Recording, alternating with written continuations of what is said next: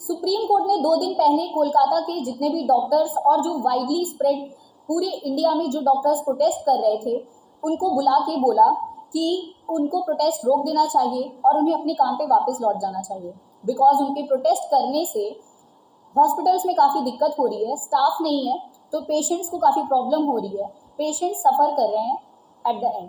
लेकिन ये प्रोटेस्ट जो था ये एक रिवॉल्यूशन की तरह सामने आया, ये एक रिवॉल्यूशनरी चेंज था क्योंकि एज सच इसने सोसाइटी को काफ़ी चेंज किया, इसने सोसाइटी को एक अपब्रिंगिंग दी कि इवोल्यूशन की तरफ कौन सा कदम उठा रहे हैं।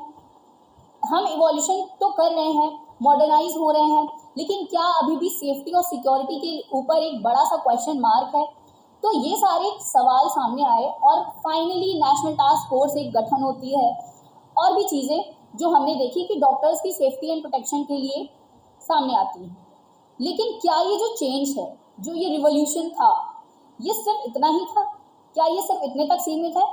आई थिंक नो, बिकॉज अभी इस केस के बाद काफ़ी सारे ऐसे इंसिडेंट्स हुए हैं, काफ़ी सारे ऐसे इंसिडेंट्स और रेप केसेस आए हैं जो कि न्यूज़ में लगातार बने आ रहे हैं। तो न्यूज़ में बार बार हम वही चीज़ देख रहे हैं, लाइक अभी आसाम का जो केस हुआ है एंड काफ़ी सारे उत्तर प्रदेश के केसेस, इवन इन ओडिशा, इन पंजाब, तो काफ़ी सारे केसेस आए हैं सामने जो कि इस केस के बाद आए हैं, even after this revolution. So let's see कि रिपोर्ट्स इसके बारे में क्या कहती हैं। Let's see some sociological point of views. So the declaration on elimination of violence against women issued by the UNGA, United Nations General Assembly, in 1993 defines the violence against women, क्योंकि violence against women अभी तक कोई define नहीं था, कोई definition नहीं है कि एक्चुअली वायलेंस अगेंस्ट वुमेन है क्या। सो उसको डिफाइन करते हुए उन्होंने बोला as any act of gender based violence that results in or is likely to result in physical, sexual or psychological harm or suffering to women, including threats of such acts, coercion, arbitrary deprivation of liberty, whether occurring in public or private life. On 7th February 2000, the General Assembly adopted a resolution officially designating 25th November as the International Day for the Elimination of Violence Against Women, and doing so inviting governments, international organizations as well as NGOs to join together and to organize the activities designed to raise public awareness of issue every year on that date. ये UNGA में declare होता है in 1993 और ये violence against women को define करता है, because as such violence against women की कोई डेफिनेशन नहीं थी हमारे पास। लेकिन on the contrary part, India में women are way ahead of their counterparts elsewhere in the matter of social legislation. तो सोशल लेजिस्लेशन इंडिया में बहुत ज़्यादा अमाउंट में प्रोवाइड किया गया है विमेन को अगर देखा जाए तो, लेकिन उसके बावजूद still the implementation of the laws granting rights to women has been so low, lopsided and haphazard that socially, economically and politically women are kept far behind men.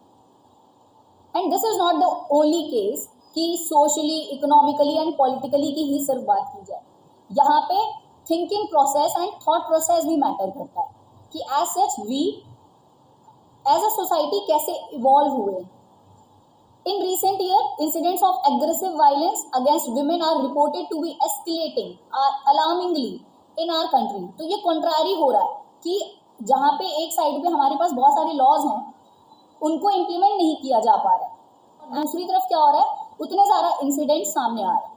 According to the latest report prepared by the India's National Crime Records Bureau, a crime has been recorded against women every 3 minutes in India. Every 3 minutes is shocking data. Every 60 minutes 2 women are raped in this country.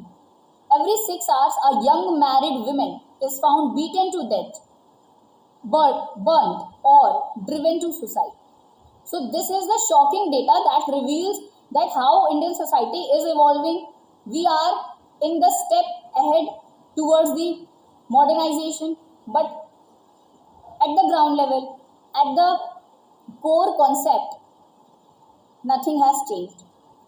Let's talk about rape cases and the data that shows that how many rapes are happening in the world, in India even. 1/4 of the reported rapes involve girls under the age of 16, but the vast majority are never reported. Although the penalty is severe, convictions are rare. Crimes such as rape as a form of sexual violence are said to be on the increase. Around the world, 1 in 5 women has been found to be victims of rape. And यहाँ पे फिर से कि एक case जो कि इतना ज़्यादा वाइड स्प्रेड, जिसके अगेंस्ट प्रोटेस्ट होता है पूरे ऑल ओवर इंडिया में, जिसके अगेंस्ट प्रोटेस्ट होता है, जो 2 हफ्तों से न्यूज़ में है, अब जब प्रोटेस्ट शांत हो रहा है तो उसका कुछ इम्पैक्ट नहीं है, बिकॉज कुछ पॉजिटिव इम्पैक्ट देखने को मिल नहीं रहा है, बिकॉज न्यूज़ में अभी भी वही सारी चीज़ें चल रही हैं, अभी भी केसेस रजिस्टर हो रहे हैं, दिख रहे हैं, एंड क्या पता कितने स्टेट्स में तो केसेस रजिस्टर ही नहीं हो रहे. Around the world 1 in 5 women has been found to be the victims of rape in their lifetime, and this is also very shocking. Many rapes go unreported because of the stigma and trauma associated with them and the lack of sympathetic treatment from the legal systems. In recent years, there has been an alarming rise in the atrocities against women in India. Every 26 minutes, a woman is molested. Every 34 minutes, a rape takes place. Every 42 minutes, a sexual harassment incident occurs. Every 43 minutes, a woman is kidnapped. And every 93 minutes, a woman is burnt to death over dowry. So this is the sociological point of view that we should understand कि change तो लाना है, but data सामने होना चाहिए, because everything works on the numbers. The statistics is very important. So change should be brought up, because अभी recent में BNS लाया गया, BNS में और ज़्यादा stricter punishment की गई, लेकिन ऐसे उसका impact कुछ नज़र नहीं आ रहा है, because maybe the criminals believe that there are many loopholes in the system and the punishment would not be not stricter that much, so they believe that उनको कहीं ना कहीं से बचा लिया जाए. So these reports are revealing the data that is happening every day, that is happening every month, and that is happening every year, not just in India, in each part of the world. But in India इतने सारे legislation होने के बाद, इतने सारे laws होने के बाद, at the ground level nothing has changed.